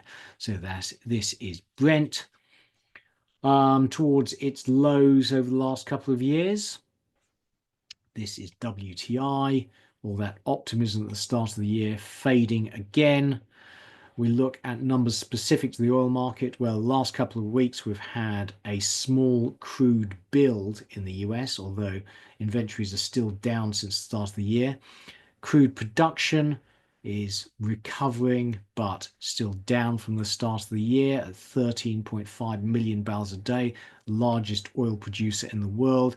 The Baker Hughes rig count is rising again, up 8. Is that Trump deregulation? Now the oil price is soft, but actually when you look at global onshore inventories, they're down. So the oil market is net undersupplied. And flight numbers continue to rise relentlessly. Air travel is about 2% of global carbon emissions, but is rising relentlessly. And that's good for oil demand. This is EU natural gas prices and well down from recent highs, but still massively up on last year, and inventories are low. All of that will need to be rebuilt over the course of the summer. The UK natural gas prices, similar. US natural gas prices back up to recent highs after the cold snap.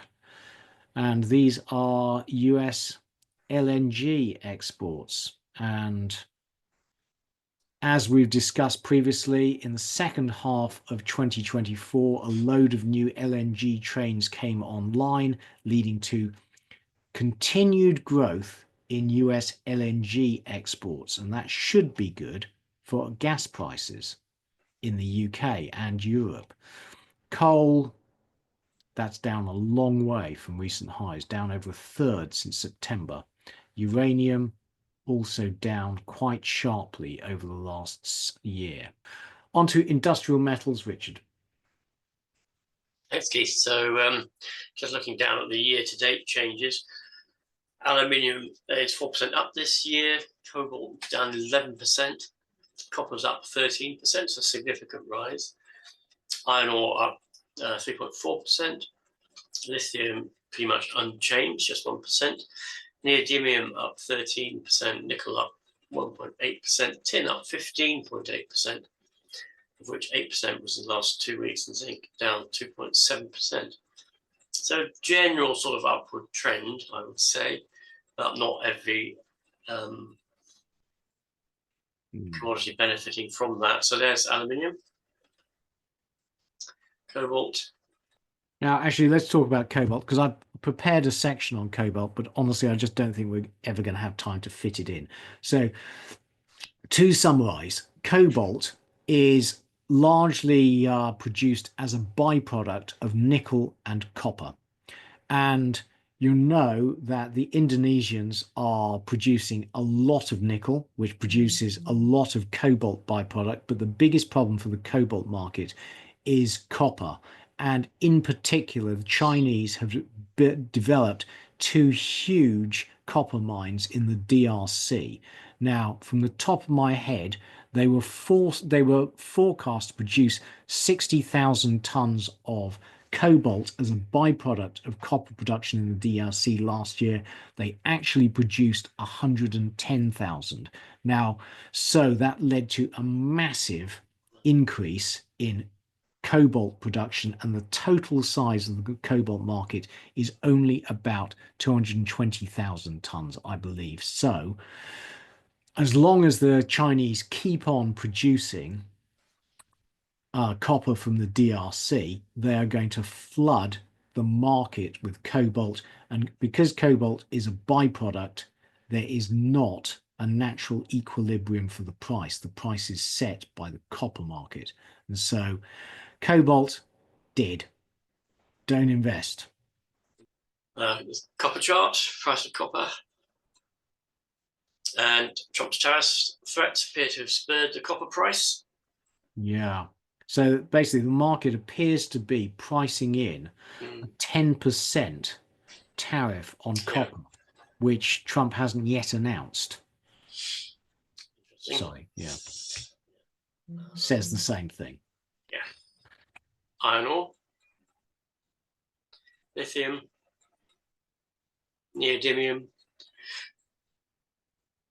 nickel, tin. Yeah. Rising again. And zinc. Precious metals. So year-to-date changes for gold is 12%, silver 12.5%, platinum 8.6%, rhodium 2%, and palladium nearly 9%. So a strong start for the year for those. There's gold, silver, platinum, rhodium, and palladium. Yeah. So the monetary metals having completely different charts performance to the PGMs, platinum group metals. Okay, and finally onto rates. So this is UK yield curve, and you'll see that current base rate is 4.5%. 30-year, it was yielding well over 5%.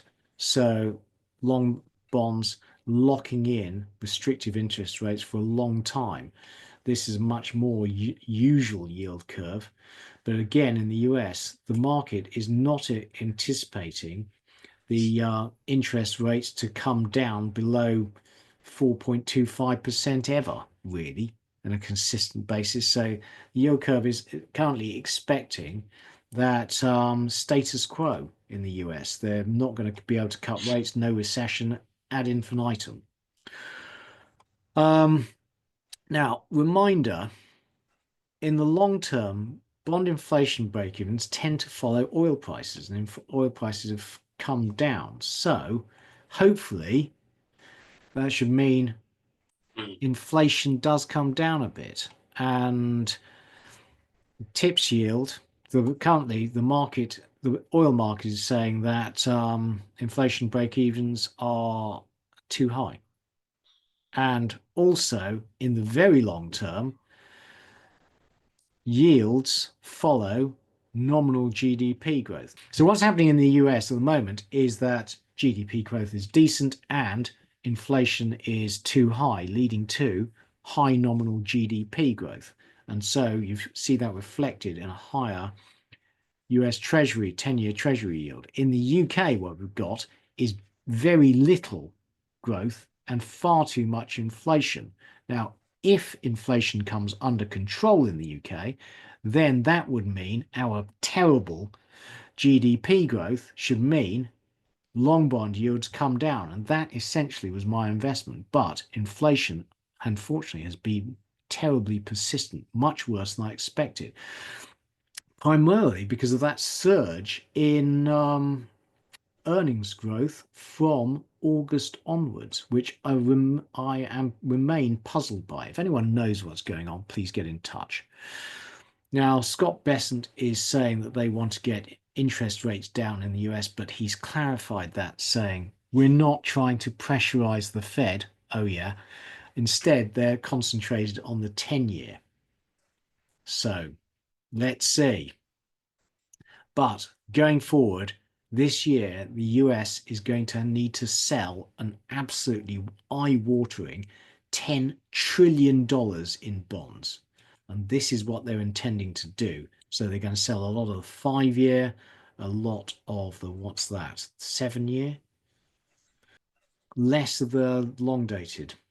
But the market has got a hell of a lot to digest, and there are lots of short interest in long bonds. So are the hedge funds right? Are we going to see a renewed sell-off in long bonds, or are they going to have to cut their positions? In which case you might see a rally.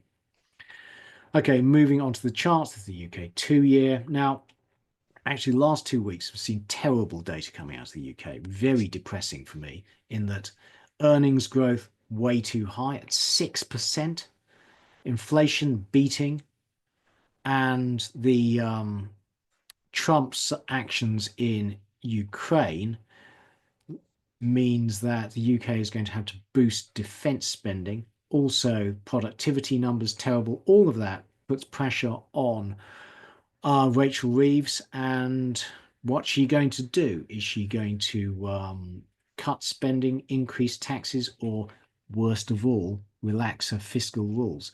Now, she has so far said that she's going to be, the fiscal rules are non-negotiable. Let's hope that's true. But the bottom line is that the UK economy has been resilient, inflation is far too high, and driven by that mystifying rise in wages, which is a function of the way she raised taxes. Will she raise income taxes and slow the economy? We just have to wait and see what happens in March. So this is the 10-year. The good news for me is that despite all that terrible news in the UK, bond yields really didn't rise that much. This is the 30-year, not great. This is US 10-year coming down. German Bund yield. French Bund yield. Again, down from its highs, but still elevated. Italy's running a 6% fiscal deficit. Greek. Okay, concluding comments. Well, we have taken you through a hell of a lot of macro data this week. But Donald Trump is upending the world order, and there is just a hell of a lot of uncertainty. And what he does will hugely affect asset prices of all kinds. The only asset that benefits from uncertainty is gold, and gold is going through the roof. Richard, any thoughts? No, I suppose the we were talking about investing in future trends and robotics, AI, and quantum computing. And my question, I think undoubtedly it has great potential, and in the long run is a good investment. I just don't quite know what the right timing is to make that type of investment, because of all the uncertainty, economic uncertainty, and the hype, and the fact that the markets do look primed for some sort of a correction. And I was thinking that maybe the way to address it is with some form of pound cost averaging, so that you just invest a little bit each month, for example, in those. In my case, in those ETFs, and just gently, slowly build up a position in them. Because I think it would be good to have a position in those sectors. Yeah. Well, for my part, my portfolio, obviously, I'm very long bonds and a cyclical trade that has totally failed so far. But I remain convinced that the Bank of England has a 2% mandate and it will get there. Yeah.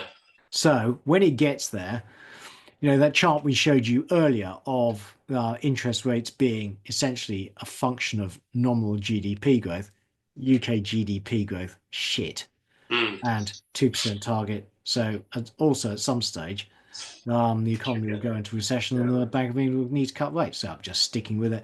Meantime, I got lots of income and I'm going to go on a lot of holidays and take my mind off it. So next week, we're going to do a podcast and then I'm going skiing for a week and then I'm coming back. We'll do another podcast and then I'm going hiking for a week. So, life's all right. Great. And he's got to live it. Right. Anyway, so I take it, Richard, you're doing great on the back of gold. It's doing okay, thank you, Keith. Yeah. Yes. Reminder, my genius daughter, who is too lazy to do any proper investing, has stuck it all in gold and is looking like a genius, where her dear old pa is looking like a total idiot. In the meantime, anyway, thank you for watching. And please press like and subscribe to the channel. And it's goodbye from Richard Wheater. It's goodbye for Keith Jordan. Goodbye. Full disclaimer. The material and information contained in this podcast is for information and entertainment purposes only and should not be relied upon for making a business, legal or any other decision. We may own or have a financial interest in any securities mentioned. Listeners should conduct their own research or consult a professional investment advisor before making any decisions regarding topics mentioned on the show. Whilst we endeavour to ensure that the information presented on the show is correct, we make no representations or warranties of any kind, express or implied, with respect to the podcast and website or to any information, products, services or related graphics discussed or presented in the podcast or website. Any reliance you place on such material is strictly at your own risk. You are solely responsible for the investment decisions you make. We will not be responsible for any errors or omissions in the podcast or website, including in articles or postings, for hyperlinks embedded in messages, or for any results obtained from the use of such information. Nor will we be liable for any loss or damage, including consequential damages, if any, caused by a reader's reliance on any information provided by the podcast or website. Please do not listen to the podcast if you do not accept self-responsibility for your actions.